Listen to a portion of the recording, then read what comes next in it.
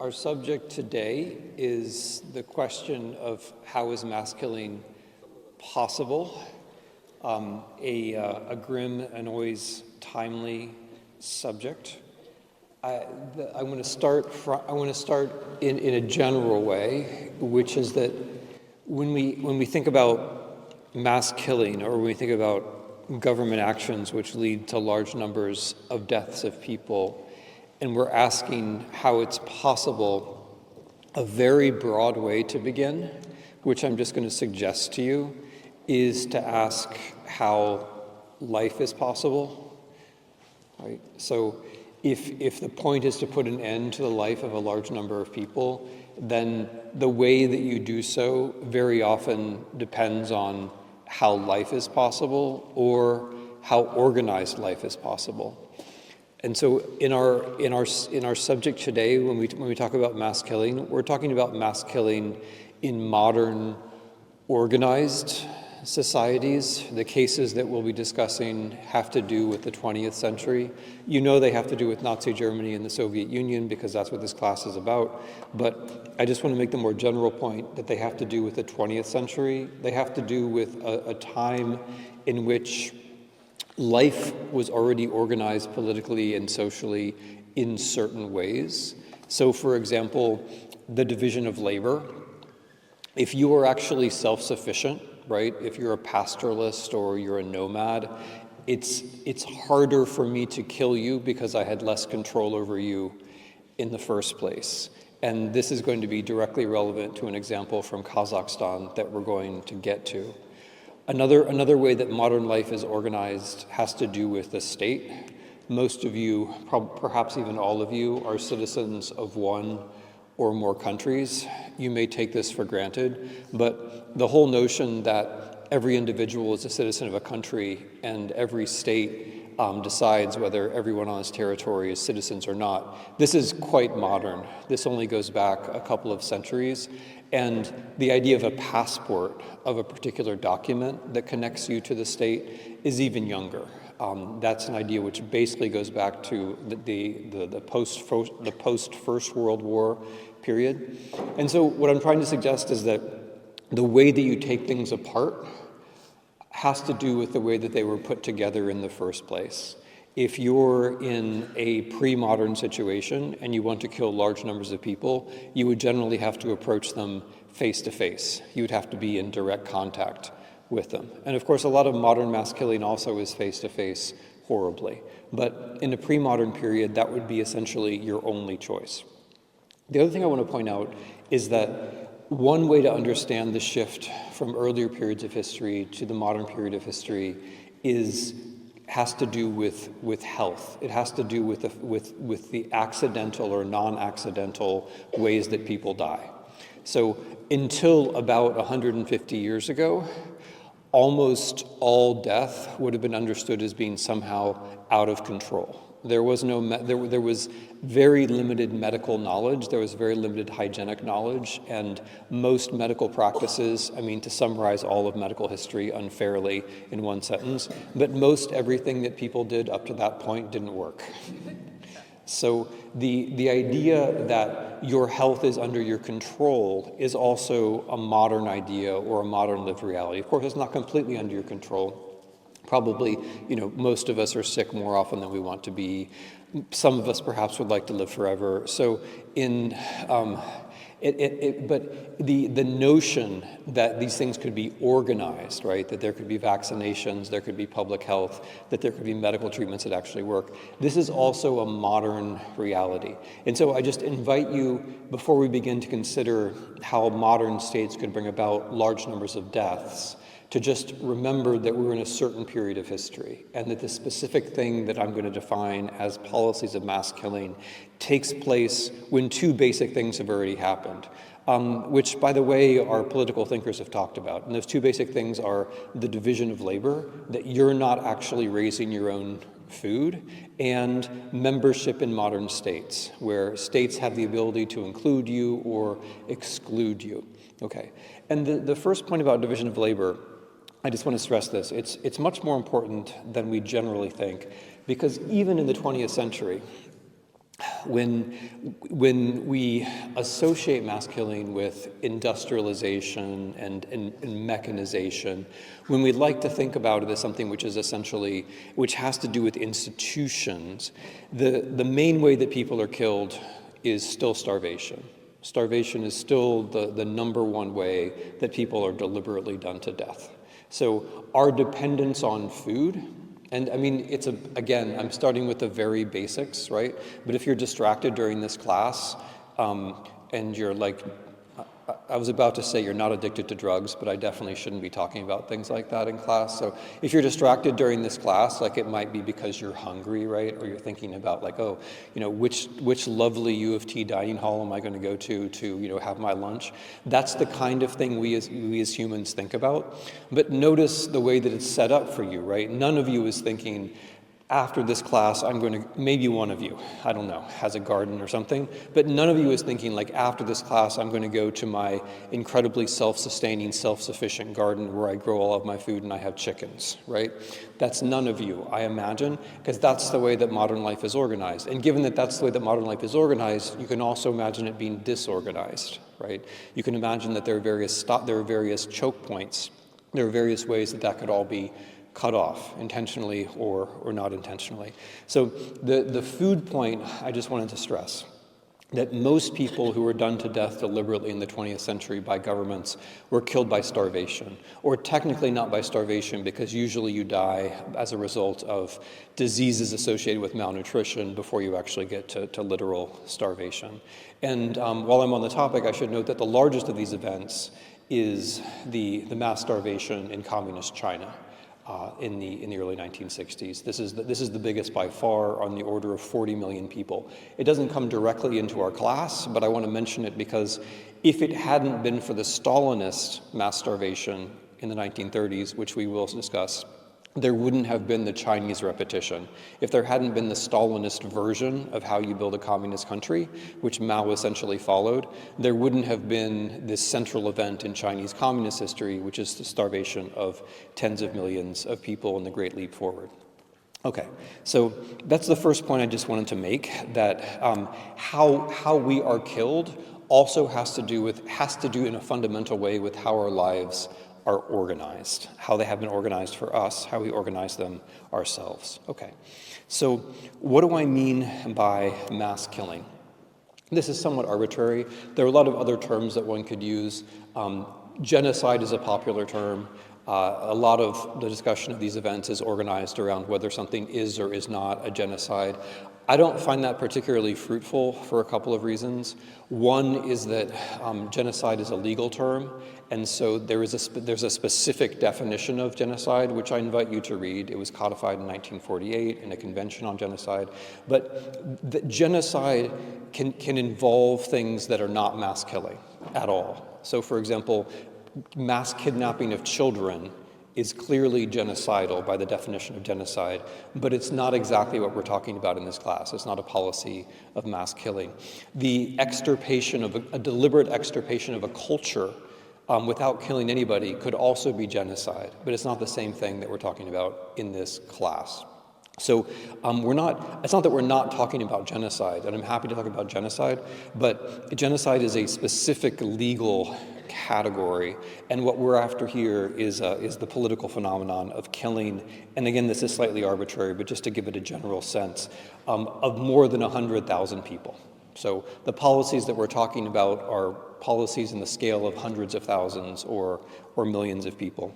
And the third thing that I want to make clear is that we're not talking about battlefield deaths. So episodes of mass killing are very often connected to a war in some way or another. Most likely they're connected to a war. Either they happen during a war, or in one way or another they are rationalized as being like a war. But these are not battlefield deaths. These are the deaths either of the deliberate deaths, either of civilians or of prisoners of war. Okay, so so in this lecture, and I guess as you're thinking about it, there are three levels of consideration to this question. So if the question is what makes mass killing possible, there are three levels to think about it. The one is just something that I hope you are better able to think about after this class than before, which is how is it possible in general? Given that it happens on a fairly regular basis, how is it possible in general? That's one level of the question. And the second level of the question for us, given our subject, is what was the interaction between the Soviets and the Germans? How did that interaction matter in the 1930s and the 1940s? Because in our very specific case, and in your reading, we're confronted by the basic reality that between 1933 and 1945, on the lands, putting it roughly between Berlin and Moscow, something like 14 million people were deliberately killed. And some mostly by German policy, some by Soviet policy, some in events in which the agency of the two states is mixed up, or confused, or in some way there's an interaction. But this is a very specific example of a large amount of mass killing, more than 1 million people a year over a period of 13 years.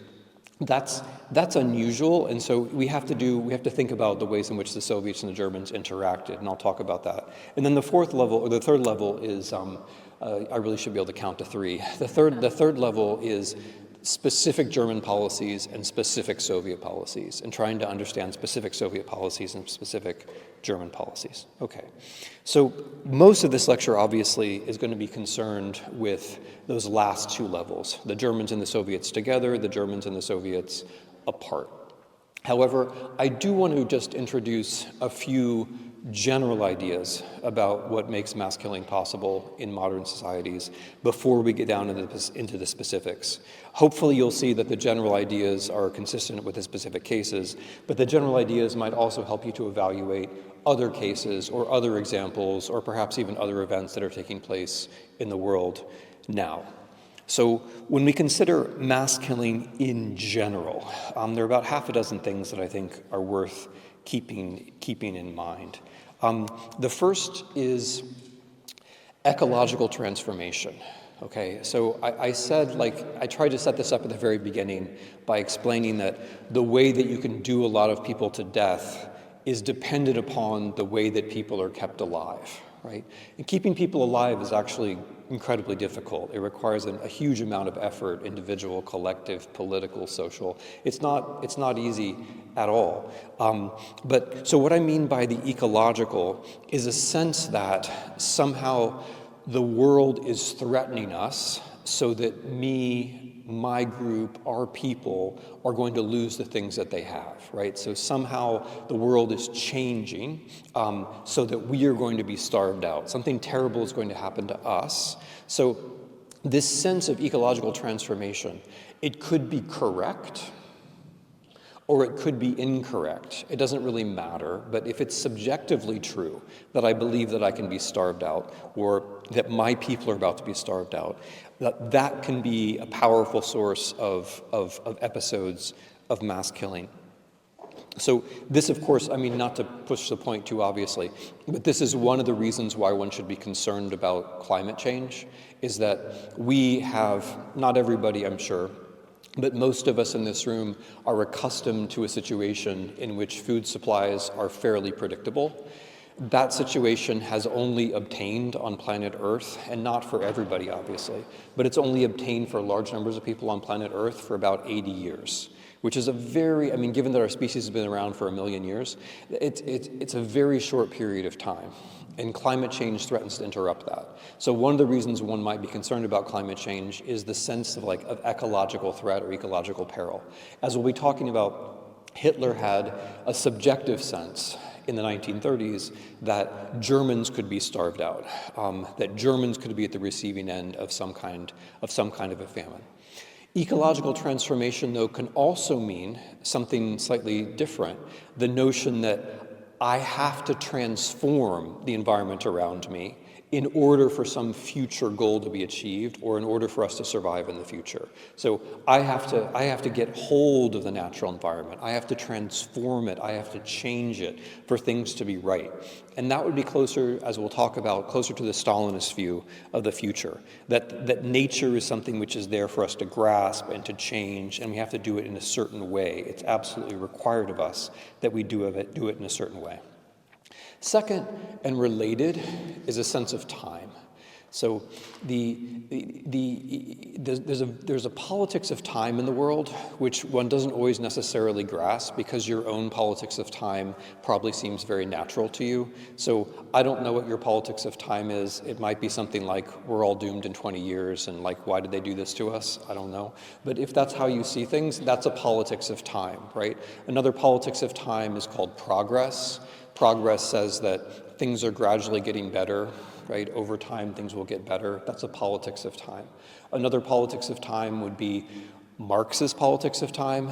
Every so often, there are contradictions and there are revolutions, right? So there are various ways to think about time, and usually your own way of thinking about time is so natural that you don't think of it as a politics, you just think of it as the way things are. So another politics of time is the idea that time is running out. Time is desperately short. We have to do things very quickly for some reason, okay? And that politics of time is associated with mass killing. The notion that for whatever reason the crisis is here, things are very urgent, we have to achieve what is to be achieved immediately. So that's another marker. And of course it's related to the sense of ecological crisis or ecological transformation. A third thing to keep in mind when we're considering mass killing is statelessness or artificial statelessness. So if it's right that in modern polities people are generally connected to states, one way to make it much more likely that they will be killed or to prepare the way for them to be killed is to sever their connection with the state. So you can dilute the connection to the state. You can, as the Germans did for Jews or to Jews in the 1930s, or as many American states did to African Americans for the better part of a century. You can dilute the connection to the state. You can also sever it. You can cut it completely. But cutting it completely is actually, as we're going to talk about, it's rather hard inside your own state. The easiest way to cut someone's connection to the state completely is to destroy their state. So if I can destroy your state, then I can say, you're not a citizen of anything, you're just a subject, you're just kind of there, you're part of the landscape. And by the way, and we'll talk about this as well, but this is very closely connected to the global history of imperialism and the way that imperialism works. So the way that imperialism works is that I show up at your state in Africa or whatever, and I say, well, this thing that you have, it's not a state. And therefore, I'm not destroying it because it was never there. And these people that you have, they never had any rights. They're just a tribe. They're just part of the landscape. You know, they're like animals, essentially. And so that, the imperial way, the European imperial way of looking at the world, not only European, but the Europeans were the most efficacious at this, is to say, we have a state, we have international law, things bind us and protect us. But whatever you've got, that's not a state. That's a tribe, that's a clan, you know, that's an empire, it's Oriental despotism, whatever, it's something, but it's not a state. And so we can just roll over it, we can just destroy it. And when we do that, we will say that these people are just separated from politics. Okay, so that's an important part of imperialism, but it spills over into 20th century episodes of mass killing, as we'll see. So one way of making sure, or one way of making it more likely that people can be killed in large numbers is to sever their connection to the state. Related to this, a close relative of this is the notion of a state of exception. The state of exception. There was a very important German Nazi legal theorist called Carl Schmitt, Schmitt, who began an important argument with the words that he who rules, I'm paraphrasing, but this is the general idea, he who rules is he who can make an exception. which is a very powerful idea. So the exception is the moment when I say there's a war on, or there's been a terrorist attack, or something, something, something, and so now none of the rules apply. And it's a very powerful way of doing politics because it gets everyone's attention and it draws people together.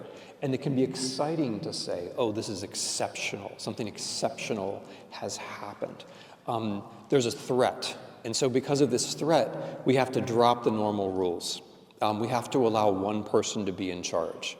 And of course, this is exceptional, that it will pass, right? We'll go back to normality at some point, won't we? So this notion of an exception is very important for both the Soviet and the German cases of mass killing. But in general, it's something to watch out for, because the idea of an exception is what allows you to get out of the normal rituals, protocols, routines, protections of law and bureaucracy and into something else. So the politics of exception is something else to be closely associated with mass killing. And then more practically, isolation.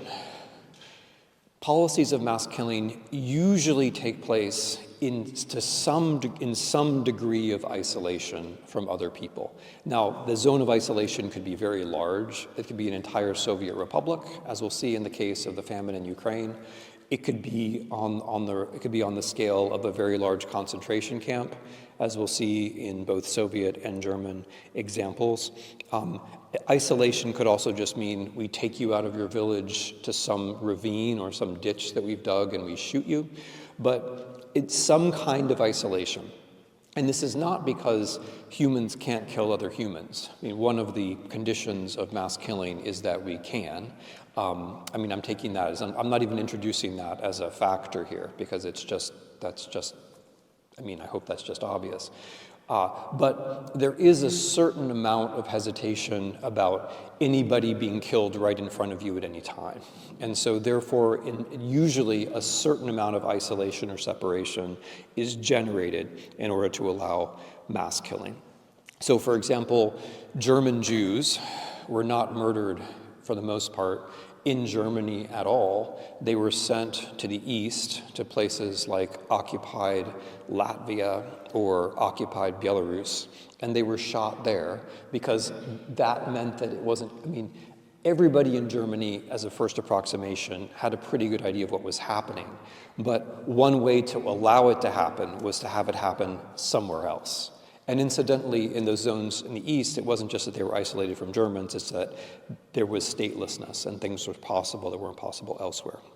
So isolation. And then another technical consideration, which is usually relevant, is the creation of some kind of special institution. It's very often an institution which is not quite the police and not quite the army either. And it's often a paramilitary. And it's often an institution which is not quite the state and not quite private either. So to give the classic example, the SS. If I say SS, you might think, oh, that's the German police, but it wasn't. The SS was not part of the German police. Eventually they were merged in a complicated way, but the SS began as a private military, as a bodyguard essentially. And it's crucial to its functionality that the SS was connected from the beginning with exception, with places of exception, right? And I should have mentioned this. Isolation and exception, those two ideas work together. So what is a concentration camp? A concentration camp is something that you create, usually when you declare there's some kind of exception, an exception in time. This is an exceptional moment. But it's also a place of exception. Why? Because a concentration camp is a zone where the law doesn't function. That's a pretty decent first approximation definition of what a concentration camp is. It's a place where the law does not function. So you have a country, and in the country, the rule of law may function, more or less, but there are zones called concentration camps where it does not function, where once you're behind that barbed wire, once you're across that line, you're not treated the same way. You don't have rights. And so my point with the SS was the first institutional job that the SS was assigned once Hitler came to power was to guard the concentration camps. And that's not a coincidence. The concentration camps were zones of exception. They were outside the state. They weren't regular prisons. They started out in warehouses and factories. So they were zones of exception beyond the state. And the SS wasn't the state. The SS was more like Hitler's private bodyguard or a party. It was a party institution. It was an institution of the National Socialist Party. And so that kernel of an ever-broadening network of repression begins not directly from the state, not exactly from the state, but more as a kind of expansion of exceptionality, as an expansion of a kind of deprivation of the state or the removal of the state by certain kinds of actors. The example of the NKVD, in English, NKVD, the example of the NKVD in the Soviet Union is not exactly the same, but there's a certain amount of similarity. The main Soviet secret police organ, it's confusing because it goes by different names. It's the CHK, and then it's the NKVD, and the GPU, and the OGPU, and the KGB. It goes under different names over different times. I'm just going to call it the NKVD because that's the relevant name for the late 30s. But it begins as an organization of revolutionary discipline. It begins during the revolution as a way to enforce revolutionary norms. In other words, it's not born as a police force to enforce for good or ill. It's not born as a police force that enforces already existing laws in an already existing state. The NKVD, on the other hand, is created during the revolution, during a moment that's exceptional, right, in order to transform the world. So anyway, the general point is that if you're looking for how mass killing is possible, another marker is there a special institution like that, which isn't quite the government, it is, but it isn't the government. It is and it isn't the police force. It is and it isn't an armed force. It's somewhere in between. It's an exceptional institution that prospers in and perhaps is formed during moments of exception for places of exception.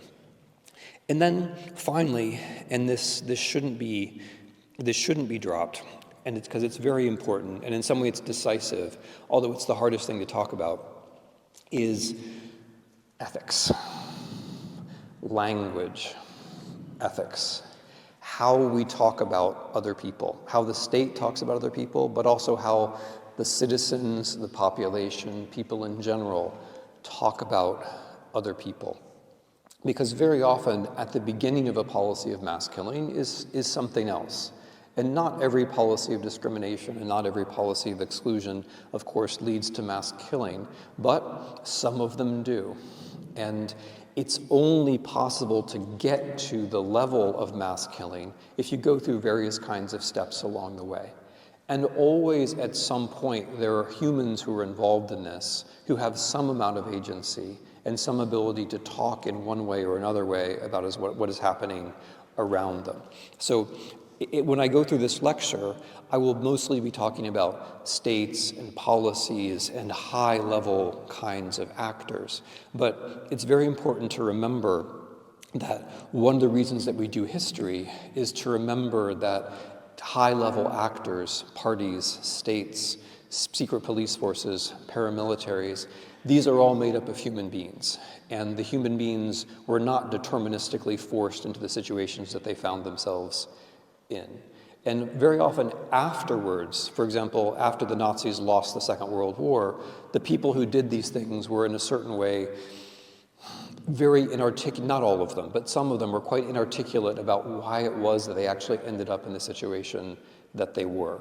And Hannah Arendt has a famous point about this, which I think is valuable, that you can't stop thinking about these things. That one of the preconditions for mass killing is ceasing to think, which seems like a very banal point, but I think it's actually a very profound one. Because what Arendt meant by thinking, and I think she's also right about this, is thinking also from the point of view of other human beings.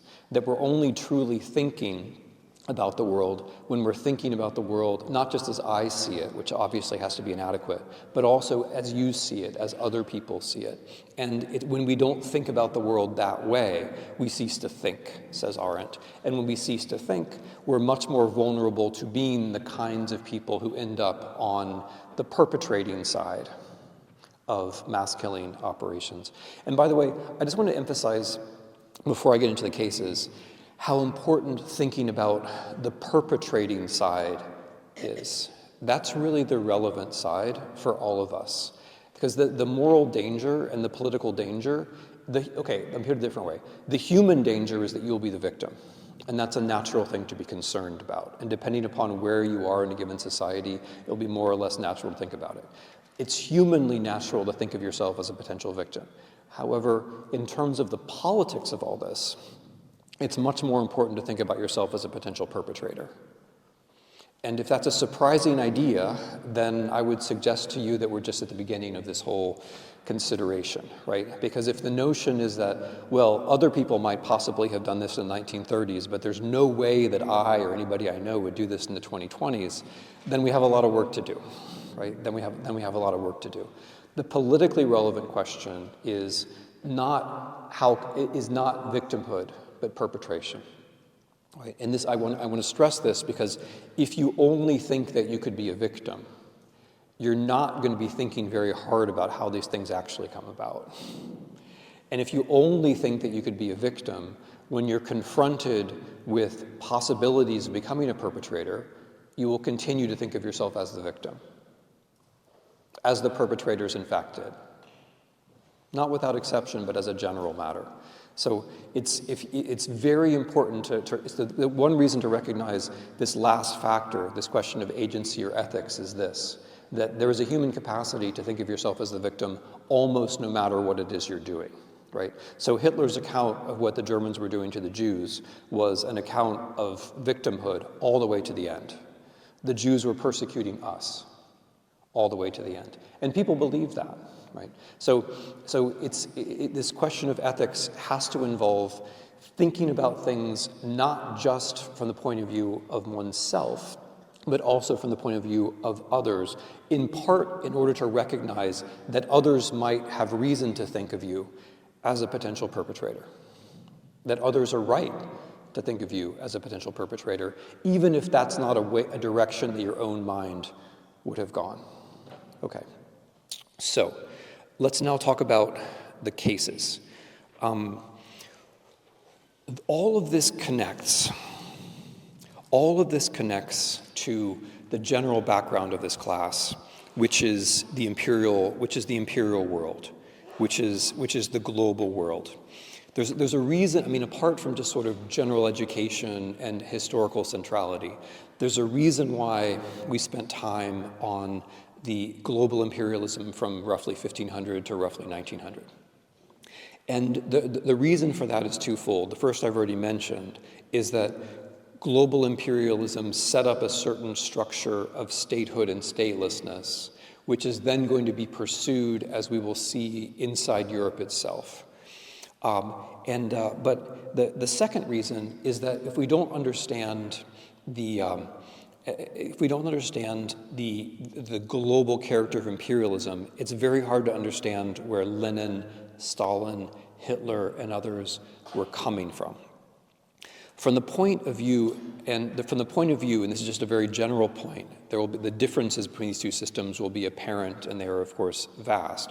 But from a very general point of view, both Hitler and Stalin, or both Hitler and Lenin, were always already inside an imperial world. They grew up in an imperial world. And insofar as they have a geopolitical problem, it is, how do I survive or thrive or within, or how do I overcome, how do I topple this imperial world, which is already there, right? It's already there. It's been there for hundreds of years. And in the period in which Hitler and Stalin, or Hitler and Lenin, are coming of age, in the early 20th century, the dominant imperial power, and this is another thing which is a little bit hard to remember, unless you're perhaps from certain parts of the world, but in the early 20th century, the dominant imperial power was Great Britain. and to a degree which is hard, again, to understand when one thinks about, England and Brexit and like the tiny, eensy-weensy provincial politics they have now. But to a degree which is hard to understand, Great Britain was the bête noire of anyone who was aspiring to change the world system. Great Britain set the rules. Great Britain had the Navy. Great Britain was the lone superpower. People who thought a little bit ahead, and this was true of actually both the Soviets and the Nazis, people who thought a little bit ahead believed, and they were correct, that the United States was coming across the horizon, and that at some point later on, the United States might also be a global superpower. So this is relevant because this is the absolute backdrop. And then you'll remember in the First World War, the system rearranges itself. In a surprisingly, elegant's the wrong word, but in a way which is easy to remember, which is that in the First World War, the land empires in Europe lose, and the maritime empires win. So as of 1918, we're in this interesting situation where the United States is victorious and is more powerful. The French and the British have suffered a lot, especially the French, but their maritime empires continue and indeed expand at the expense of the Ottomans and the Germans, who lose. And then the Russian Empire is in this very special situation, which is that it was on the winning side, but a revolution took place in the Russian Empire during the war, the Bolshevik Revolution, as we've discussed. So this leads to a very peculiar situation in Ukraine. And again, now I'm reviewing things, and I'm hoping that like the previous lectures and the current lecture in some way are coming together in your minds. I'm hoping that like we all remember things that happened more than a week ago. I mean, I try to, yeah. And I know the people in the front row do. I know, that's why you're in the front row. I get it. Is that like you want to nod when I say stuff, and that's cool. The people in the back row are like, what was that joke even about? Okay. But in a very specific way, as we've discussed, and I hope this is coming together, Ukraine is at the center of all of this. Because Ukraine is both, it's a battlefield in the First World War in a very significant way, but also the First World War in Ukraine, so to speak, continues all the way to 1922. Or 1923. It doesn't end in 1918. There's a continuum of struggle for this territory, which goes all the way into late 1922, early 1923, when the Soviet Union is established, and most of what is now Ukraine becomes a Soviet republic. And Ukraine is also very specific or very central in all of this, because Ukraine then becomes the place that both the Germans and the Soviets are going to be striving after. So in order for, and this is, again, I just want you to think about this before I get into the specifics in the global context. If you are going to challenge Great Britain, if you are going to break out into the world, if you're going to be a superpower, controlling Ukraine is very convenient for you. Because Ukraine, and this is a very old-fashioned point, right? And it's a point which is hard to make because after lecture you can go and get a snack and it's very easy.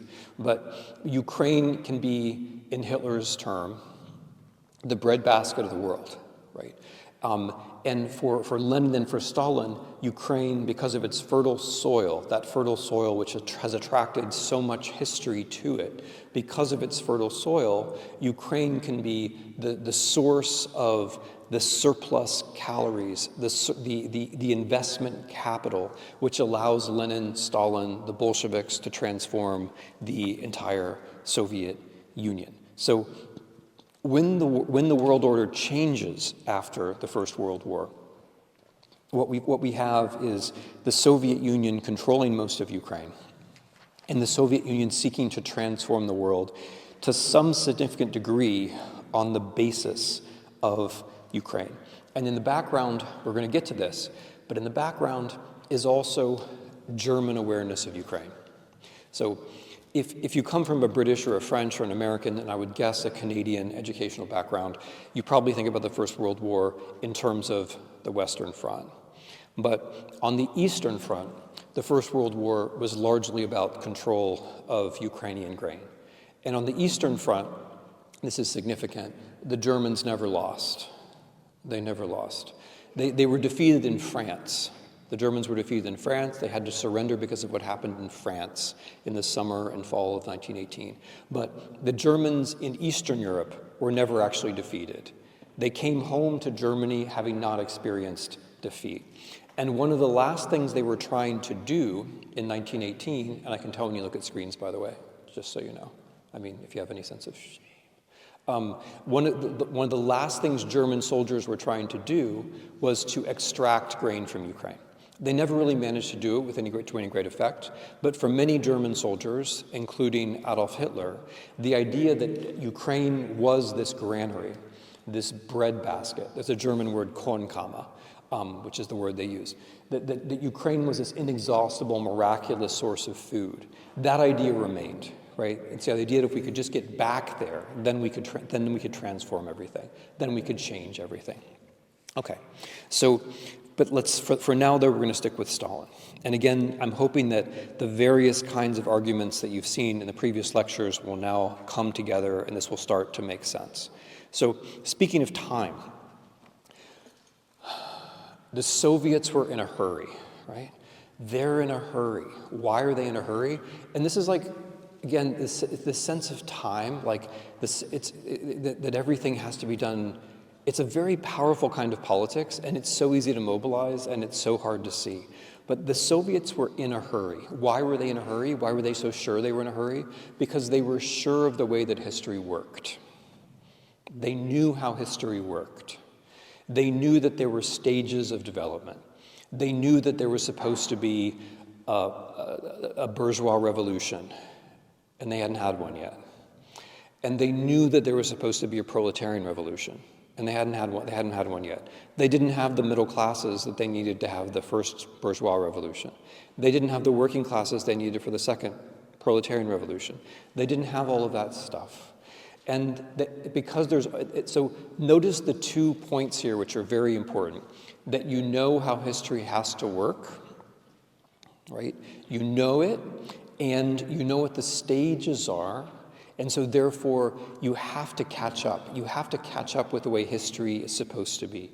And the particular reason why the Bolsheviks have to catch up has to do with an error in calculating, so to speak, that Lenin made.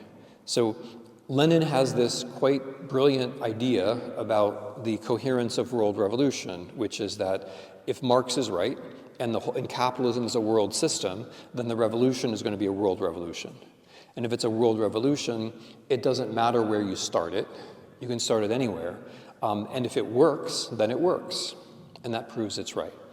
And so Lenin was able to start a revolution in Russia, but the notion of the revolution in Russia was never a revolution in Russia. The notion of revolution in Russia was always powder keg, that we light the fuse here and then the whole world explodes and then everything changes. And that's the part that didn't happen. So Lenin and Trotsky and Stalin and all the rest, their idea was that if we have our revolution, then the German comrades and the British comrades and all the comrades from the more advanced countries, and that's how they did see it, are going to come to our aid. That's the thing that doesn't happen. So then they're left on their own. They're left on their own to build socialism in one country. And that's why they're in a hurry, because they've made their revolution, but from their own point of view, they are behind the capitalist countries who have already had a bourgeois revolution and have democracy and all that stuff and technology. And the only way to catch up to the capitalist countries is to do the stuff that they did, just at a faster pace, okay? So you could see it, and if you were an anarchist, you did see it as a great historical irony. In one of the great historical ironies, the way that Lenin and especially Stalin tried to build socialism was to imitate capitalism, but just to do it faster, right? To do it faster and to make it guided by the state. And again, like you see the fatal mistake of all of this, right? The notion that things have to go one way. There's only one way for things to go, and once you know that, then there can't be anything wrong with going faster, can there? Because if I have to get from A to B, and let's say millions of people are going to die anyway getting from A to B, I know that. Millions of people are going to die. It doesn't matter then if they die faster, because they were going to die anyway. And I'm speaking in particular about the peasants. So if you know that in the transformation to a complicated, quasi-capitalist economy, the peasants are going to have to be flushed out of the countryside. If you know that's going to happen anyway, then you're not really doing anything if you make it happen faster, are you? I mean, that's a rhetorical question. I'm not trying to persuade you of this, but I'm trying to get you inside a way of seeing things. And that in essence is where the Leninists and then the Stalinists were in the 1920s. They were sure about where they had to get to. They had to go through the capitalist stage in order to get to the socialist stage. And to go through the capitalist stage, they had to build big factories and build big mines.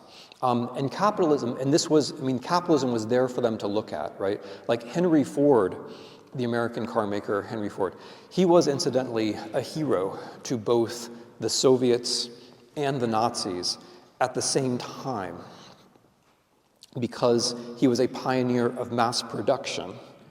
And so that was a model, which the Soviets celebrated, in there actively. But he was also a tremendous anti-Semite, and he published anti-Semitic material, and so he was a hero for the Nazis as well. But the point is that capitalism was there in a certain form. And again, note the mistake, or this is the kind of thing where the anarchists were pointing this thing out the whole time. Just because capitalism exists in this form doesn't mean you have to imitate it. You could do something else, right? But the big factories and the big mines were what capitalism had. And so under Stalinism, you had to have the big factories and the big mines. And how do you get there quickly? Okay, you get there quickly by moving out of feudalism. You get there quickly by moving out of the period of history where there are peasants and the peasants own the land. You get through that just as fast as you can, and you exploit whatever is there on the countryside to build the mines, to build the cities, to build the factories. Okay, so after some political negotiating and some purges, which happened after Lenin dies in 1924, it's Stalin who tries to bring this about. He brings it about in something which is called the first 5-year plan. And the notion of a 5-year plan was that in 5 years, you would essentially move history forward by 50 or by 100, right? History is going to be accelerated. The essence of the 5-year plan was that the Soviet Union is going to transform itself from a backward feudal country dominated by peasants into a modern industrial country with big cities and factories and mines. And the way this was to be carried out was to take control of the land. Okay, here I have to just take a step to the side and talk about Kazakhstan, the Central Asian Republic of Kazakhstan, which under various names was also part of the Soviet Union. And the reason I mention Kazakhstan is because it just allows us to see, just kind of opens a window a little bit. It helps us to see how history works in different ways. So we ourselves, I think, to a significant degree, might be trapped in as Marx was, might be trapped in a certain way of seeing history, where there's this stage, and there's that stage, and there's the other stage, right? So we all know what stage is coming next. We know, right? The robots are going to come, and they're going to strap us into machines, we all know that that's what's coming, right? But maybe we're wrong. Maybe something else is coming, who knows? But we are, I think, to a large extent, trapped also by the notion that there are stages in history, and one stage unfolds into the next stage, and so on. So I mentioned Kazakhstan partly for that reason, because Kazakhstan was at that point a country mainly not of peasants, not of workers, not of capitalists, but a country of nomads. And that is the way that many human beings lived for much of our prehistory and into our history. Nomadism or nomadic pastoralism, moving across, without private property, moving with small groups of people and larger groups of animals, either seasonally or changing locations. That's the way a lot of us have lived for a long time, right? And not to get too emotional about it, but when you realize that you feel better taking a walk than you do staring at your phone, that's the nomad talking to you, right? That's the nomad saying, there's another way to go through life besides being sedentary, okay? And that's actually what the Soviets called it. So the Soviets had a notion of what the stages of history were, and nomadism, in their view, came before being a peasant, which came before being a worker, right? So what they did with the nomads in Kazakhstan was they sedentarized them, and that is the word they used. They sedentarized them. So first, they cut them off from their herds. They made them settle down. They tried to make them farm, which is not a simple thing, right? Like learning how to be a pastoralist or learning how to be a farmer or even learning how to be a worker, like these are things often that take generational knowledge. So the first thing the Soviets did was they made them settle down. And then once they had made them settle down, then they took all the land away from them. That was the next stage, okay? And I mention this, partly this helps you see the absurdity of it all, but also I mention this for a very serious reason, which is that in 1930, as a result of this sedentarization and then collectivization, okay, collectivization means the state takes the land away from the individuals and creates collective farms in which rather than owning your bit of land or controlling your bit of land, your employees, or I run the farm and you're employees, or you run the farm and we're all employees. That's collectivization. So in Kazakhstan, the combination of sedentarization and collectivization killed about 1.1 million people in about a year, which is a very large number and a very significant percentage of all the people who were living in Kazakhstan at the time.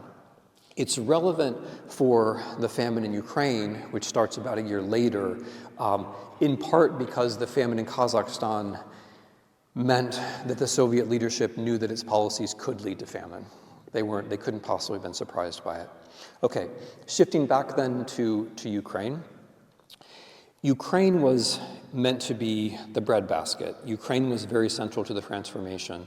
And when collective farming didn't work very well in Ukraine, as it didn't in 1931, 1932, there had to be an explanation. Okay, and here again, we see the particular danger of everyone agreeing that history has to go a certain way. Because then when history doesn't go a certain way, someone has to be to blame. And it's not history. History is always right. And it's not the scientists of history. We're always right. It's people who somehow manage to get history off track, right? It's people who are reactionaries, who are wreckers, who somehow have this incredible power to get history off track. So in 1931, 1932, when Ukraine is not, putting it in a very impersonal way, when Ukraine is not meeting its grain requisition targets, the reaction is to understand this politically, okay? And so that very language that I just used, it's important to notice when language like that is used, like language of targets and quotas and so on, because that language of targets and quotas, it transforms human beings and their efforts and their means of subsistence or their means of life into, a chart, into a graph, into numbers. And that can be a very important part of mass killing, and in this case it was, because in order to carry out the 5-year plan, there was, not an Excel spreadsheet, of course, because that didn't exist yet, but there was a list, there was a graph, right? There was a notion of how much each district of Ukraine was supposed to yield to the central state. There was a quota, and the quotas went down to the lowest level, and people were supposed to meet the quotas. In early 1932, it was very clear that Ukraine could not meet its quotas. And the local communist officials sent missives upwards to Moscow saying what they were seeing, that people were hungry, that the quotas were unrealistic, right? And the reaction that came back down was to punish those party members.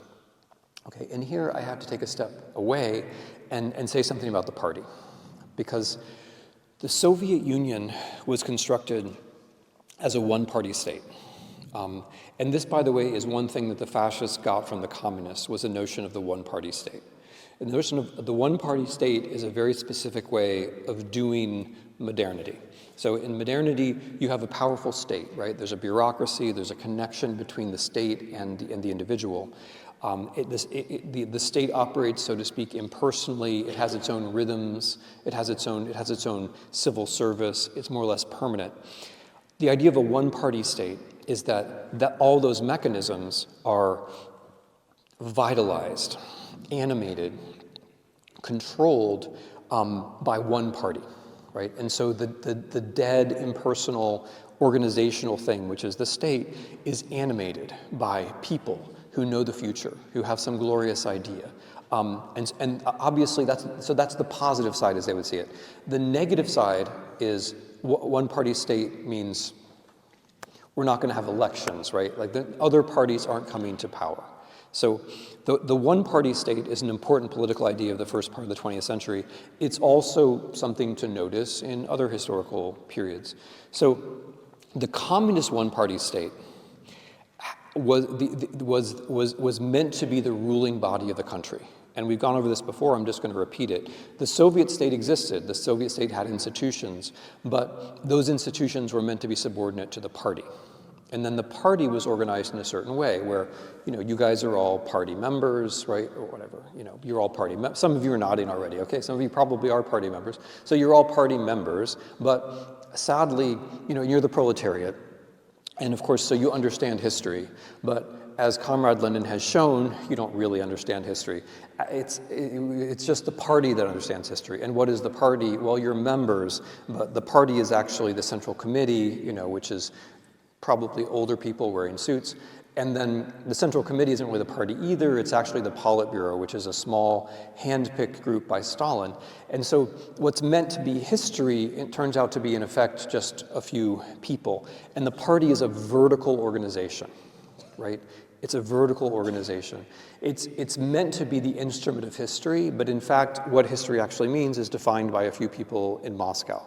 And so when and I had to say all that because so you can see the dynamic here, when these reports come up from, local party members in Ukraine saying, hey, people are starving, this isn't working out, could we reduce the grain quotas?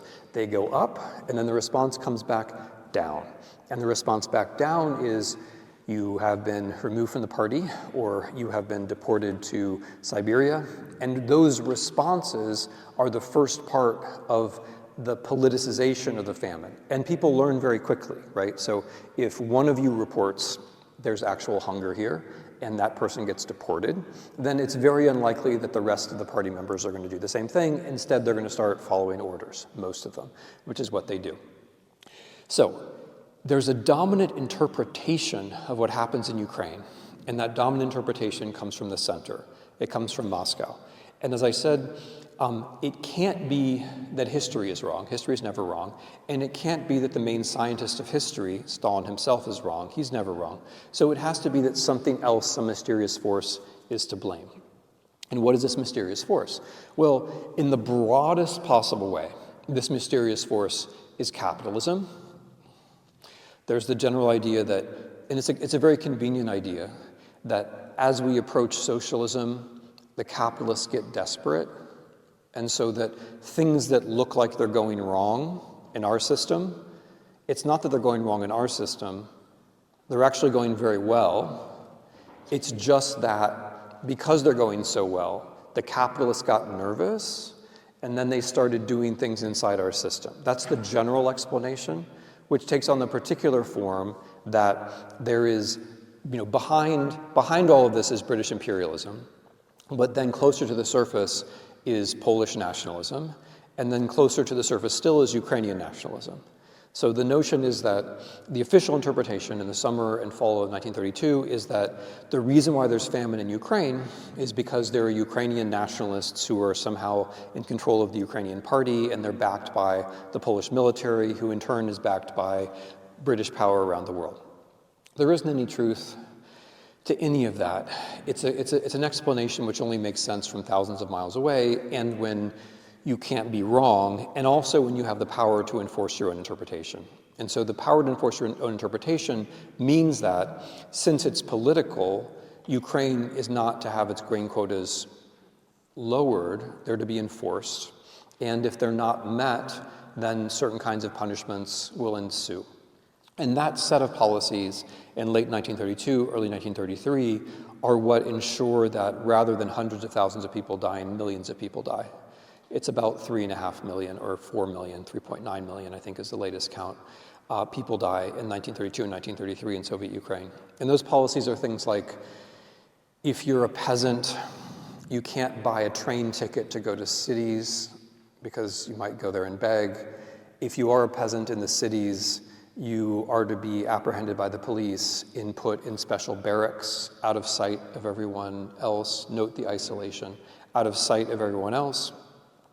If you are in the Ukrainian Republic, you're not allowed to leave the Ukrainian Republic. I don't just mean leave the Soviet Union. Of course, you can't leave the Soviet Union, but you can't go to Soviet Belarus, you can't go to Soviet Russia, you can't go to other places because you might beg. If you don't fulfill the quota as a village, as a little region, you'll be put on what's called a black list. If you're on the black list, that means that you can't trade at all with any other part of the Soviet Union. Nothing can come into your village, so you're going to die. Another one of these rules was something called the meat quota. So if you have any kind of agricultural background, you can see the significance of this. If you have a bad year, if the crops don't go well, you can get milk from the goat or from the cow, or as a last resort, you can slaughter the goat or the cow. But the government comes and takes the goat and they take the cow away from you because you didn't meet your quota, and so you don't have that last resort. So all of these things and other measures were implemented in the second half of 1932, leading to huge starvation then and in 1933. Okay, so you might be asking, what did the world do about this? Or maybe you're not asking that, I don't know. But what did the world do about this? Because it's not that people didn't know, people did know. It's an interesting reception history, and actually the reception history has a lot to do with one of the themes of this class, and maybe one of the themes of history in general, which is the ability to think of things as having more than one track. Like that your life might go in more than one direction, your society might have more than one possible future, and that we know this because there's so much variety in history. That's not how people saw this at the time. I'm just trying to make an argument about what history actually is. But what people thought of history as being in the relevant time and place was history with a capital H. You might have seen this if you've been reading around in communist contexts or reading critics of communism. The people who do this the most often, by the way, are former communists, writing history with a big H, right? History as something which is certain, which is irresistible, like a locomotive. The Leninist, the Russian poet Mayakovsky talked about it this way. But like history as being like a locomotive. History is a train. It's on a track. You could get in front of it if you want, but you're not going to stop it. It's going where it's going. So in the reception history of the famine in Soviet Ukraine, the New York Times is very interesting.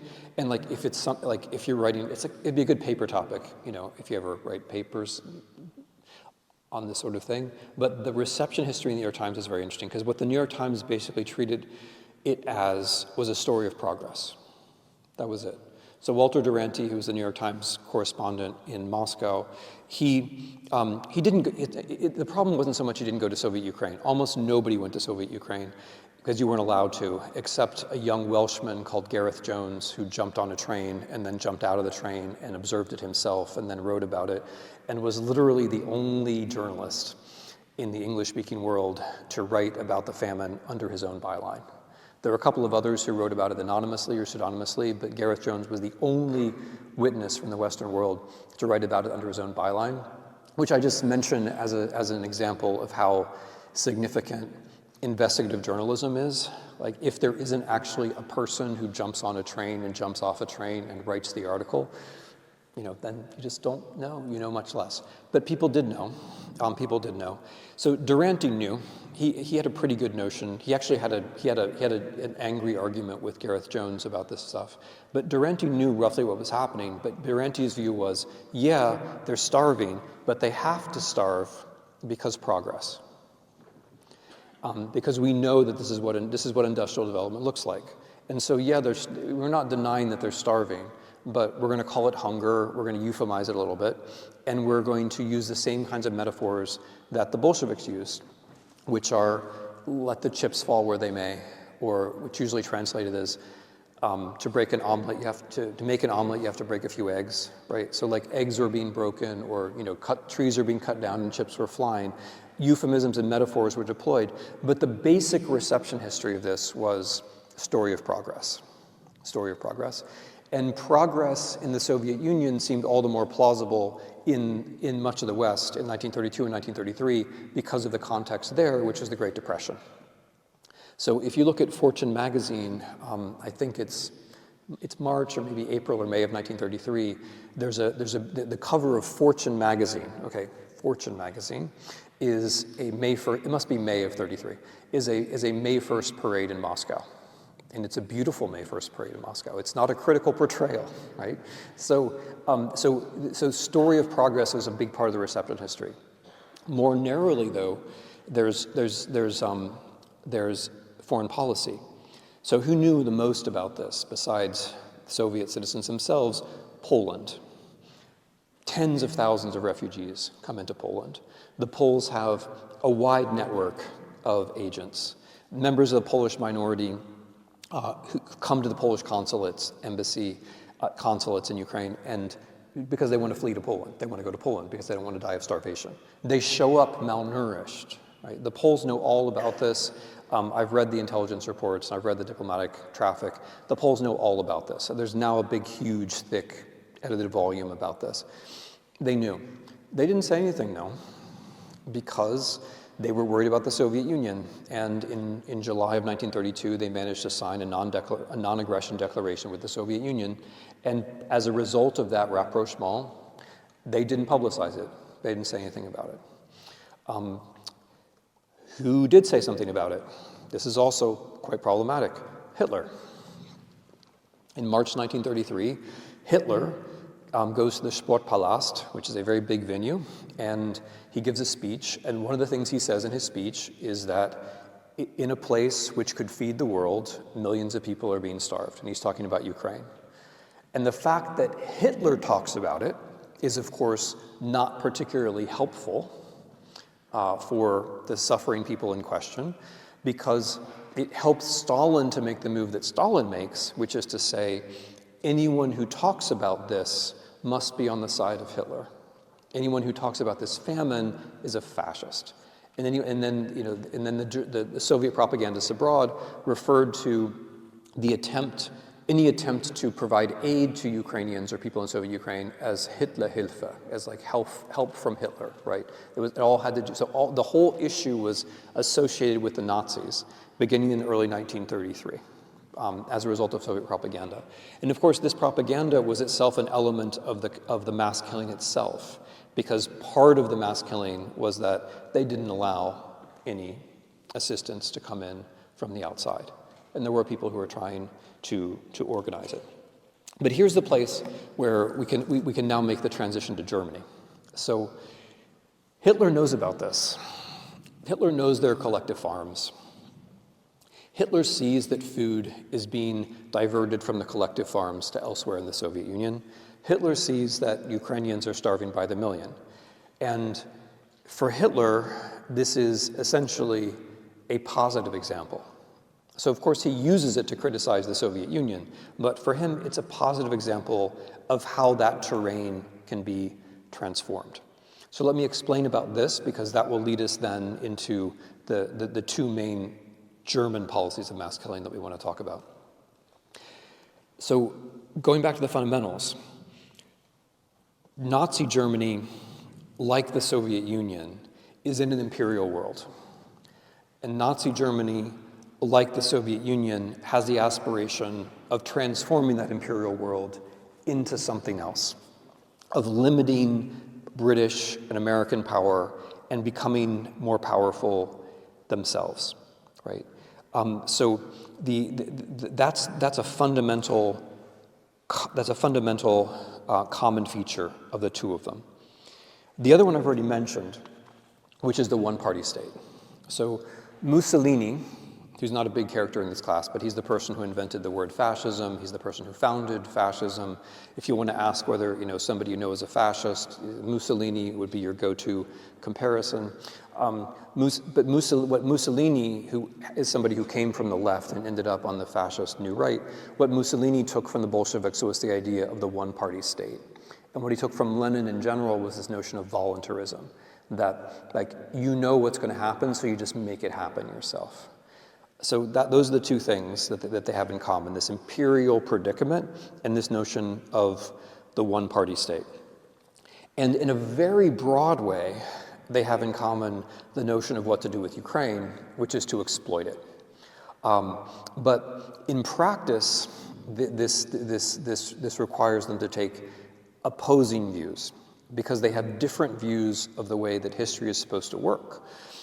In the Soviet Union, Ukraine is an instrument of modernization, right? So we take the peasants, we take the fertile soil, we use them to build our modern society. That's not how Hitler sees things. I mean, Hitler also has a view, but it's essentially the opposite view. And the view is that in Germany, we already have cities. We already have industry. That's not the issue. What we need is vast expanses of fertile farmland that will balance the cities. We need huge colonies that spread eastward. And here, by the way, his main model was the American expansion to the west. That's what he talked about. He talked about India some too. He talked about Africa some too. But the notion of a kind of frontier expansion where you just wipe out the natives and they disappear and you replace them with nice settlements, the basic model for that was the American expansion. And again, if you think about this historically, it's important when Hitler grew up, right? So Hitler grew up literally with stories about the American Wild West. And the American spread across the North American continent, not to let you guys off the hook, by the way, because like Canada was also spreading across the North American continent, but it didn't figure as broadly in Hitler's imagination. So the American spread across the North American continent was one of the last big moves in the colonization of the world. And that's how Hitler saw it. But Hitler didn't think it was the last. He thought there was going to be one more, and that was Germans spreading eastward across Ukraine, Belarus, and into Western Russia as far as the Urals. And by the way, Hitler's view of America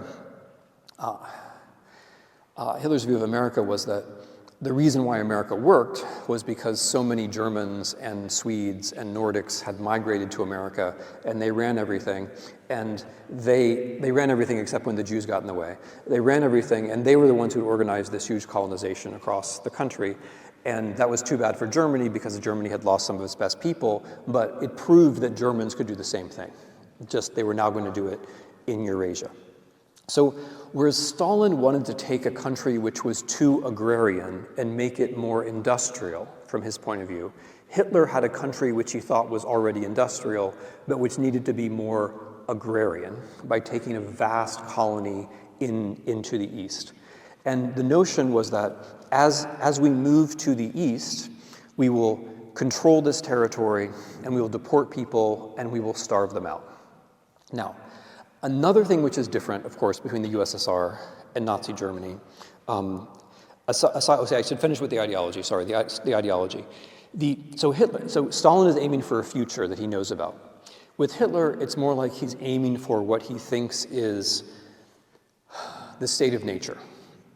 And this is all in the first couple of chapters of Mein Kampf.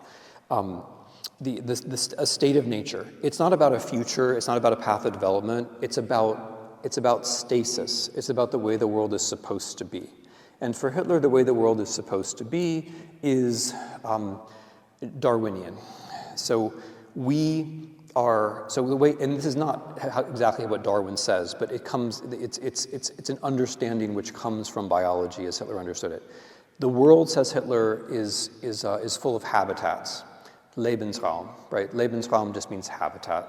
It used to be a fairly innocent word at one time.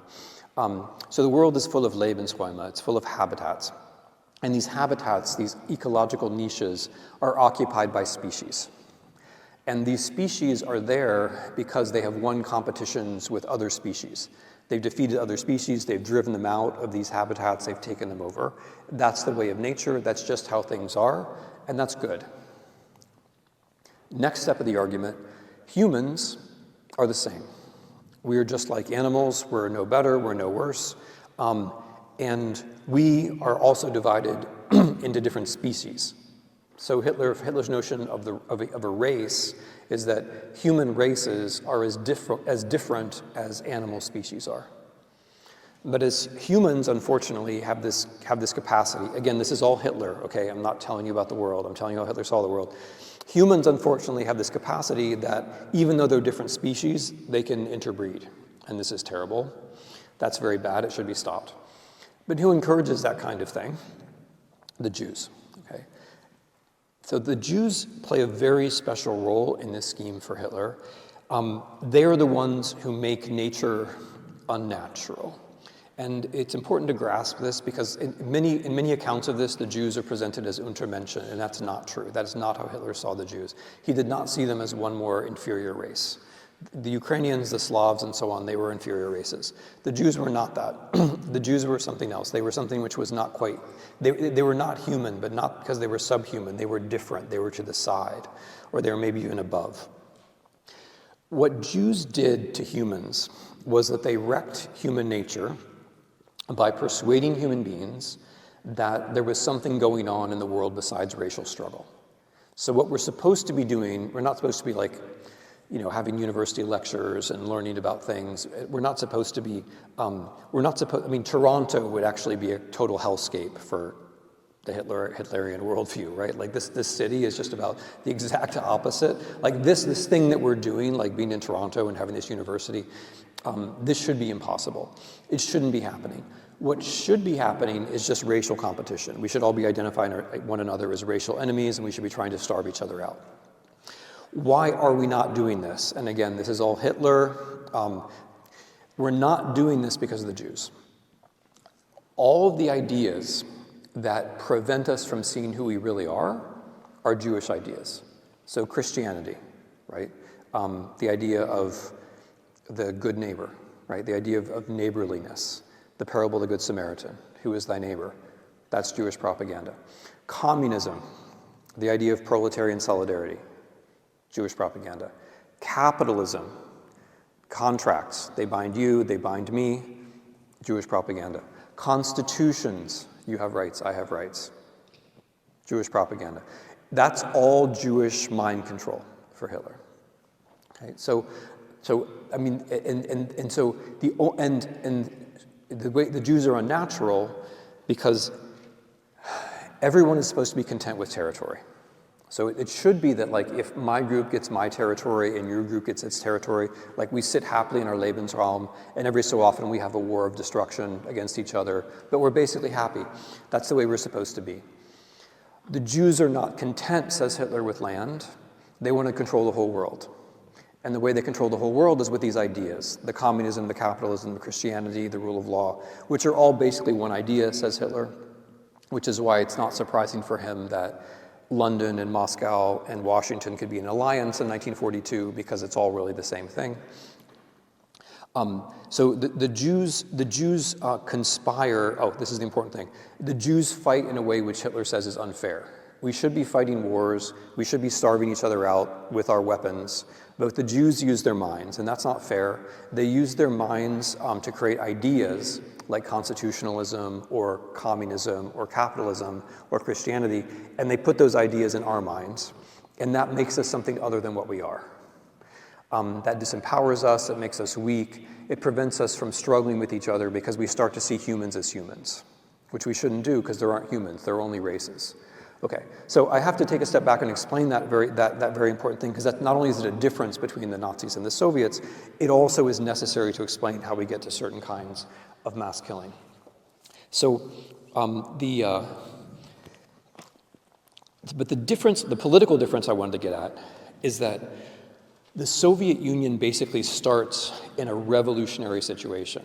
It starts with the First World War still going on. The Bolshevik Revolution of November of 1917, it happens while the First World War is still going on. Millions of men are still fighting. Men are coming back from the front. People are interested in revolutionary changes. People have already taken part in revolutionary changes. They've already killed their neighbors and taken their things.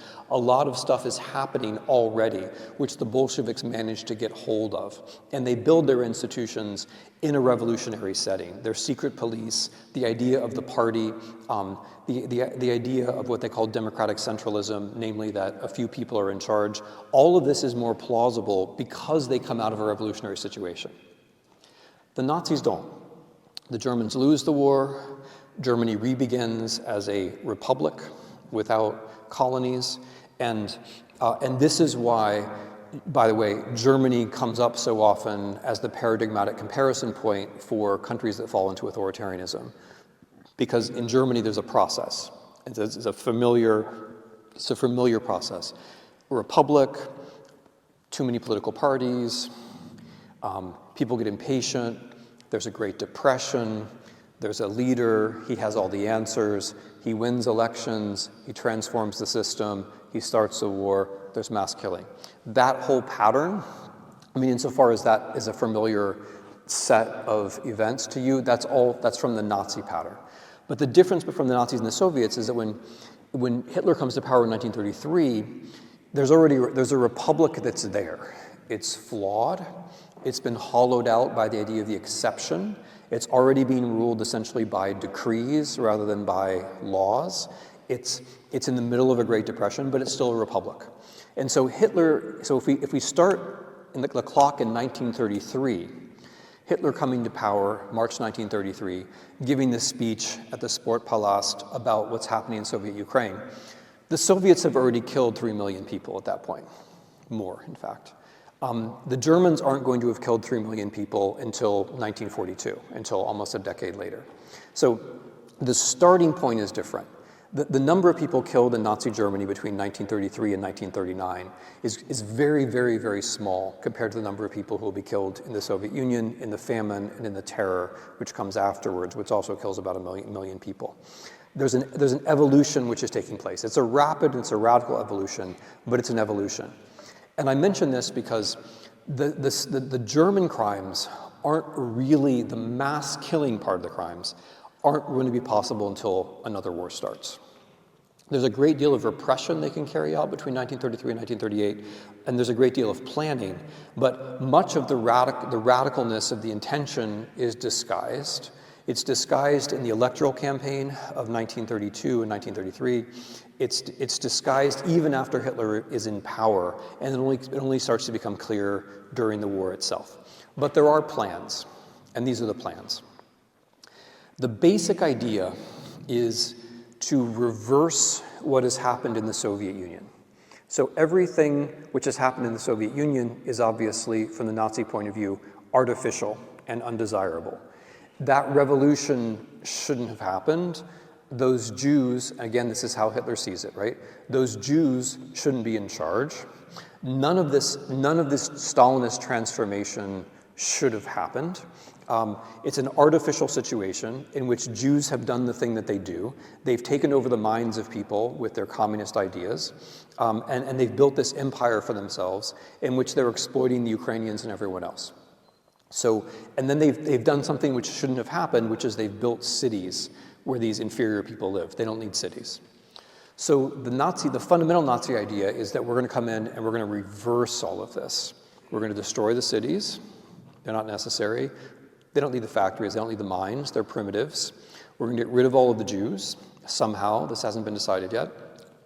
And we're going to put the people into the right kind of subjugation because they're inferior.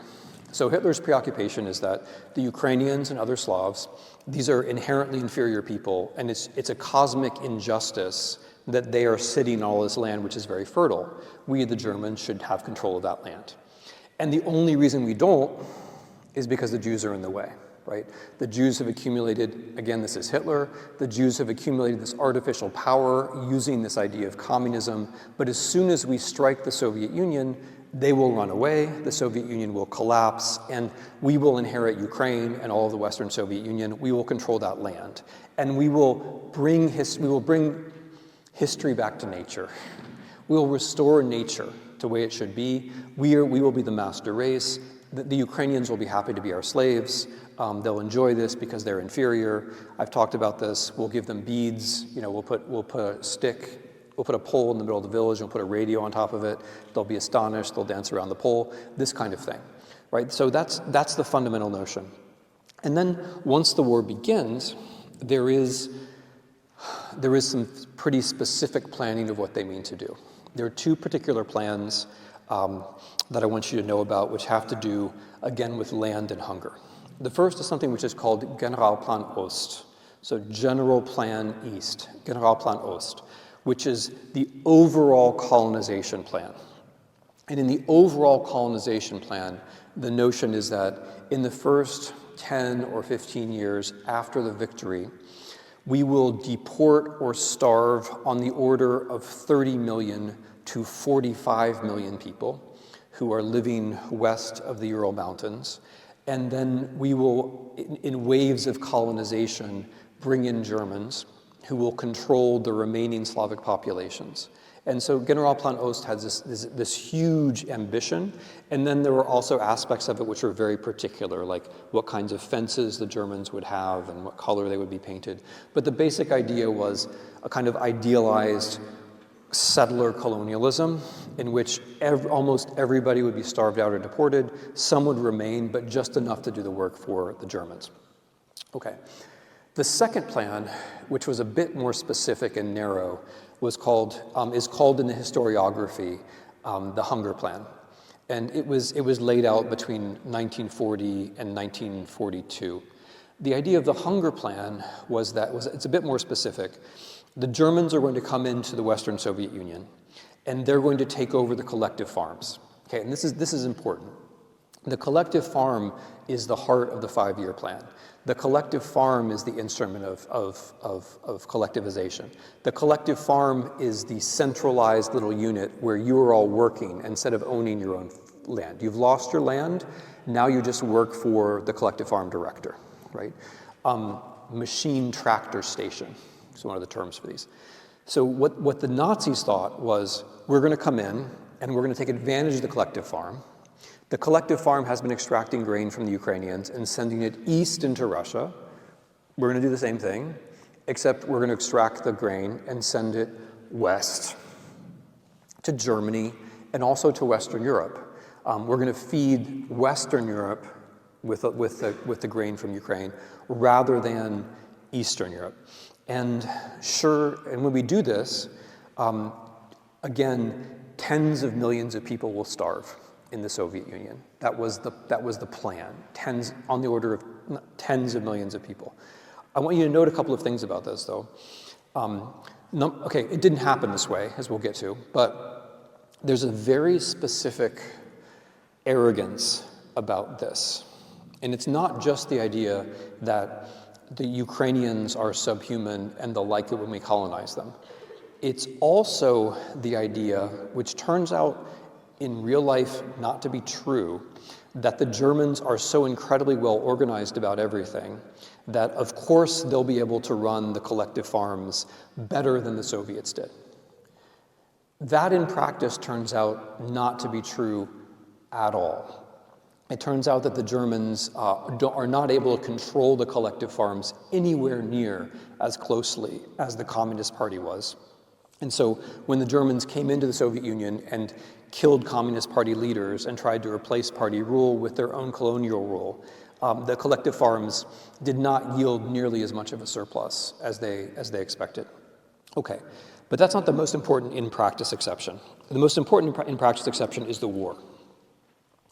So the war also had a plan. And if you learn anything about the history of war, the thing to learn about the history of war is it never goes the way you expect it. It never goes the way. That's pretty much the definition of war, is that when you start a war, you're entering into a zone of unpredictability. And whatever ideas you had on the first day of the war, like within days, weeks, months. The only exception to this, of course, is if you didn't have any ideas when you started the war, right? That's the exception. So the Germans had an idea about this war. Okay, sorry, by this war, I don't mean the whole Second World War, right?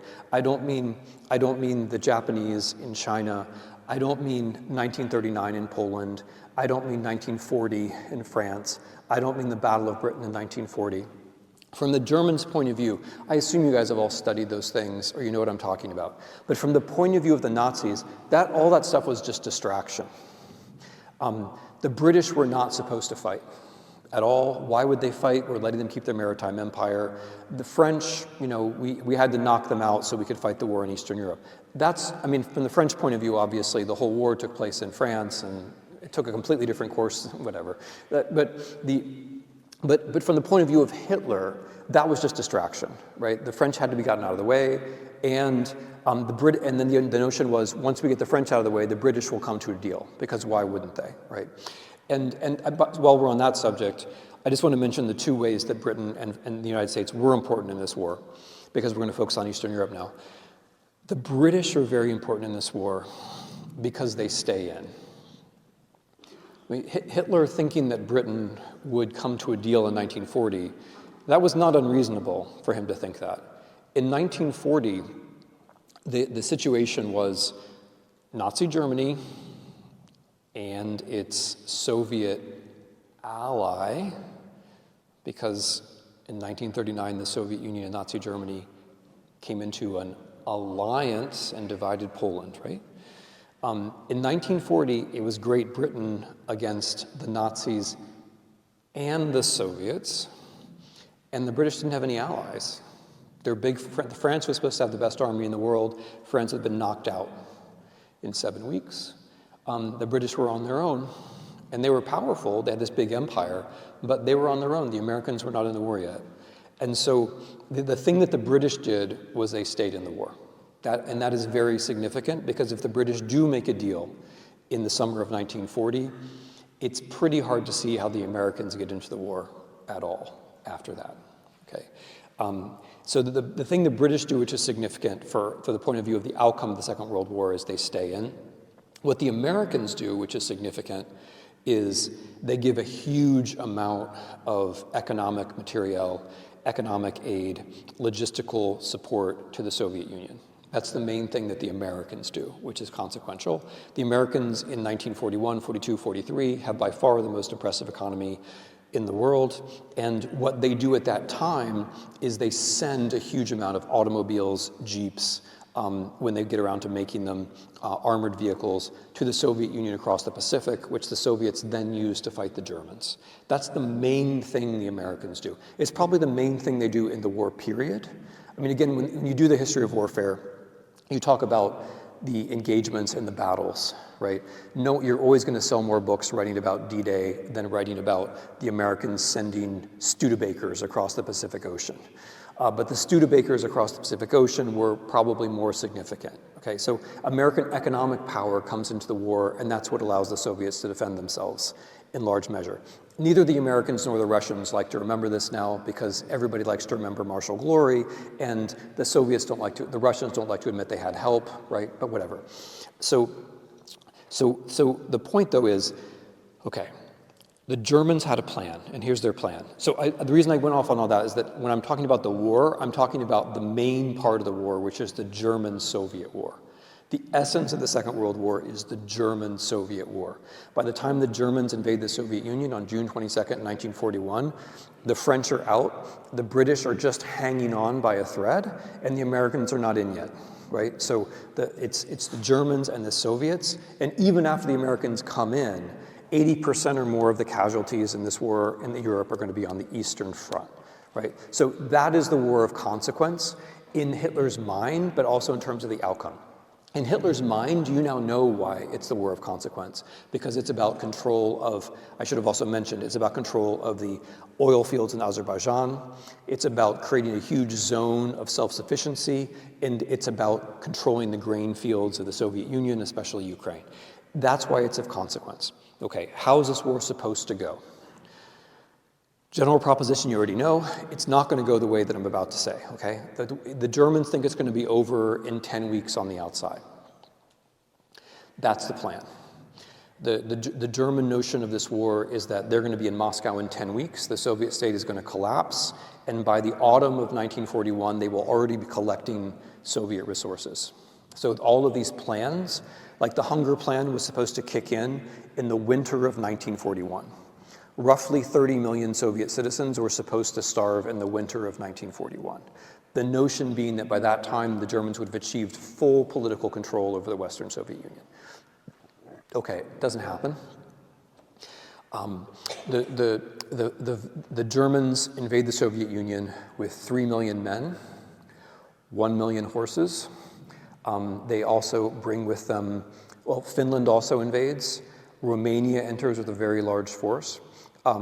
There's some Slovaks, there are other people as well. So it's a huge invasion force. And if you're following it day by day in the newspapers, which is an interesting exercise, by the way, it seems like it's going incredibly quickly. It seems like this lightning war is going to be successful. But from the German point of view, it's not going quickly enough. So they're covering huge amounts of territory quite quickly, but 10 weeks into the war, they haven't won. And things start to turn on them. One of the things that turns on them is that Stalin figures out that the Japanese aren't going to invade. So the second, this is not part of this class, but I want you to know it, it's in the reading. The Japanese and the Germans are allies in the Second World War, but they're pursuing quite different goals, and their goals aren't even really coordinated with one another. If the Japanese had invaded the Soviet Union in 1941, this war would have taken a very different turn, most likely, but they didn't. Instead, the Japanese, as you all know, I'm sure, went south. They carried out an incredibly well-coordinated attack on the American colony in Hawaii, and I say colony because it was a colony, it wasn't a state. They destroyed the American military base at Pearl Harbor, but they basically chose south rather than north, which is very consequential for everything, of course, because that allows the Americans to enter the war. But it's consequential for the Soviet Union in a different way, because going south means not going north. And Stalin, by the autumn of 1941, was sure that the Japanese weren't going to go north, and the Red Army troops from Asia begin to go west towards Moscow. Very important. The next thing which is very important is that the Americans entered the war in December of 1941. Okay? So by the end of 1941, three things have happened. The Germans have not made as much progress as they expected. The Red Army, they have not gotten to Moscow. Like, they literally get as close that they can see, scouts can see the Kremlin with their binoculars, but they get no closer than that. So they're met by a counterattack in October of 1941 at the outskirts of Moscow. The Americans come into the war in December 1941, start supplying the Soviets. And so they get very far. They control most of Soviet Ukraine, all of Soviet Belarus. They've taken back the three Baltic states. They control some of Western Russia, but they haven't destroyed the Soviet Union. And so all of these plans, the Hunger Plan, Generalplan Ost, that assume total control, those plans are not implemented, or they're implemented in bits and pieces. What does happen is a much more direct, practical form of starvation, where, number one, they besiege Leningrad. They besieged Leningrad from 1941 to 1944. Roughly 1 million people die there, largely by starvation, malnutrition. They starve out a number of Ukrainian cities in which tens of thousands of people die. And most significantly, they take large numbers of Soviet prisoners of war. So they do advance quickly, and they take lots of prisoners, millions of them, and they put the Soviet prisoners of war into improvised, one hesitates even to call them camps, because essentially what they were was, I put you in a factory and I just let you sit there, or I put you in a field and I put barbed wire around it and then I just leave you there. And then it goes back to the thing I was trying to introduce at the beginning of how, what effort it takes to sustain a life, what you have to do to keep people alive, and how easy it is, therefore, to kill them in certain ways. Is the way that the Germans killed the Soviet prisoners of war was they just left them. They just left them to starve. That was it. They left them to starve.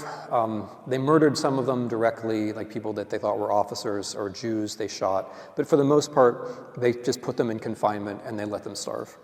And that was the policy from the autumn of 1941 until early 1942. And as a result of it, something on the order of 3 million Soviet prisoners of war died inside these very primitive encampments. Why did that change? Why did that change? It changed because by early 1942, the Germans themselves realized they needed some of these people to help them, and so they changed the policy. They recruited people from inside these camps, some of whom became some of whom participated in the last policy we're going to talk about, which is the Holocaust. So the Holocaust of European Jews, in a way, it follows the same pattern. There is an overall idea of anti-Semitism, which we talked about. There was a vague plan for what was meant to happen, which was that the Jews are going to be deported. And the deportation idea, it makes sense within this notion of an imperial world. Because where were the Jews going to be deported? They were going to be deported to Madagascar. And if that sounds strange to you, it's because you're no longer inside this like European colonial world where you can just send people anywhere you want, right? So the idea was to send all the Jews to Madagascar, where they would, the notion was they would then have to fend for themselves like everybody else, and they would eventually die. That didn't happen because the British didn't concede, and the British controlled the sea lanes. So the notion after that was that after we invade the Soviet Union, we will deport the Jews to Siberia, we'll put them in the Gulag, they'll die there. That can't happen because the Germans don't defeat the Soviets. They don't control the Soviet Union. That's impossible. And so what does happen instead is that as the Germans fight their way into the Soviet Union, they carry out progressively more radical policies of extermination of Jews. They start with killing, the initial perpetrators are people in something called Einsatzgruppen, which just means task forces. The Einsatzgruppen are special units led by the SS that carry out the special political mission of killing people who might be thought to be potential resistors. So in Poland in 1939, the Einsatzgruppen killed the intelligentsia, they killed educated people, they killed military officers, they killed priests, they killed civil society activists. In 1941 in the Soviet Union, the Einsatzgruppen killed members of the Communist Party, communist leaders, but also male Jews of military age from the beginning of the war. But as the war continued, the Germans moved very quickly by September to a policy of killing not only the male Jews of military age, but all the Jews in villages and towns and cities by shooting. And this is important. The first technology and the most important technology of the Holocaust was not gassing, it was actually shooting. Gassing comes later on. By August of 1941, they'd already killed more than 20,000 Jews in the southwest Ukrainian town of Kamyanets-Podilsky, more than 30,000 in Kiev in September of 1941. But those are just the most horrifying, largest examples of what had become a general policy. So the Jews couldn't be deported. They had to be eliminated from the Nazi point of view. They were killed where they were, and they were killed where they were partly in connection to the failure of the war. When Hitler gives an explanation of all this, as he does several times in December of 41 and January 42, the notion is that the Jews are stronger than we thought they were. Look how they're coordinating the world against us. The British and the Americans are in the war. Why is that? It's because of the Jewish international conspiracy. We have to wipe out the Jews where they are so this kind of thing never happens again. That's essentially the rationale that Hitler gives. The part of the Holocaust that you might be more familiar with the death camps, comes later on, and it comes essentially as a way of making this practice of mass killing of Jews easier for the Germans. That's why the death facilities are invented. The first technology of the death facility is carbon monoxide gas. So automobiles, you see them all around you all the time. The carbon monoxide gas was used at Sobibor, Belzec, and Treblinka, and it was literally an automobile engine. That's all it was. It started with cars, and then they moved to tank engines. But the way they killed people, so this is not incredibly high tech, right? What they did was they just created cement encasements, which were airtight, and then they pumped in the exhaust from a tank engine. That's how they killed people at those places. Roughly 2 million people. And that technology, and this is also worth noting, like there are various genealogies of how you get to the death facility. And one of them is the Nazi policy towards the disabled. So the Germans killed, they record killing around 100,000. The figure was probably more than double that. They record killing around 100,000 of their own citizens who were classified as disabled in a project called T4 in the late 1930s into 1940. That was, in fact, the largest killing policy inside Germany itself. These other things that I'm talking about happen in terrains that are controlled by Germany or added by Germany. But in pre-war Germany, the largest killing policy was the policy of killing the disabled. And the technology which was used to kill them was carbon monoxide. And so that is the genealogy of using carbon monoxide on the Eastern Front as well to kill the Jews. So I say Eastern Front advisedly because the Eastern Front was the center of the Holocaust, because essentially that is where the Jews lived. It was triggered for Hitler because of his notion that the Soviet Union was a Jewish state, and if the Soviet Union was still resisting, that had to be because of the Jews. It was triggered for Hitler because of the idea that the Jews ran the world, and if the Soviet Union was still resisting and had allies, that was because of the Jewish allies. But the brute fact is that in order to get to Moscow, the Germans were crossing the part of the world where at that time the vast majority of Jews in the world lived, which was Eastern Europe. So the first stage of the Holocaust is Soviet Union. The second stage is Poland, where the Jews are already in ghettos. And those Jews are then sent to the gassing facilities at Sobibor, Treblinka, and Belzec.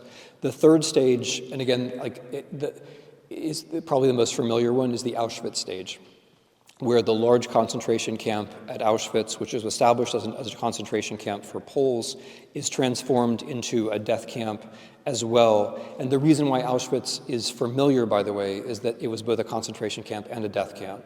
So Sobibor, Treblinka, Belzec, these places were much deadlier than Auschwitz in the sense that nobody survived them. I mean, a few people, a few dozen, but essentially no Jews survived them because you were taken off the train and you were taken immediately to the gas chamber. Whereas Auschwitz was a concentration camp and people were separated for labor and some people actually survived it, which is why Auschwitz is more familiar than the places which were statistically much more lethal. The other reason why Auschwitz is known is that Auschwitz was a place where West Europeans were sent and Southern Europeans were sent. So many of the famous memoirs or records of the Holocaust have to do with a Dutch person like Anne Frank or an Italian person like Primo Levi. They have to do with Westerners. That skews our version of what actually happened because most of the Jews were in Eastern Europe and the vast majority of East European Jews, like on the order of 95%, were murdered. There were far fewer Jews in Western Europe. And more of them survived, which means that our familiar documentary record of the Holocaust is skewed towards Auschwitz and skewed towards West European survivors. The other reason that the other reason why our view is skewed is the Cold War, which we'll be talking about the next couple of lectures. The only reason the Holocaust stops, and the only reason that other German policies of mass killing stop, is that the Germans lose the war. The killing stops a few days or a few weeks before the Red Army arrives from the east. The Red Army arriving from the east, of course, doesn't end the story. The Soviets and Soviet power bring with them their own policies, but the arrival of the Soviets and the fall of the Iron Curtain and the beginning of the Cold War do profoundly shape how we see all of this, because for the years from 1945 until 1989 or 90 or 91, all of this history that I've just talked about, the starvation of Soviet prisoners of war, the Holodomor, and even to a large extent the Holocaust itself, were stuck behind an East-West divide. Okay, thank you very much.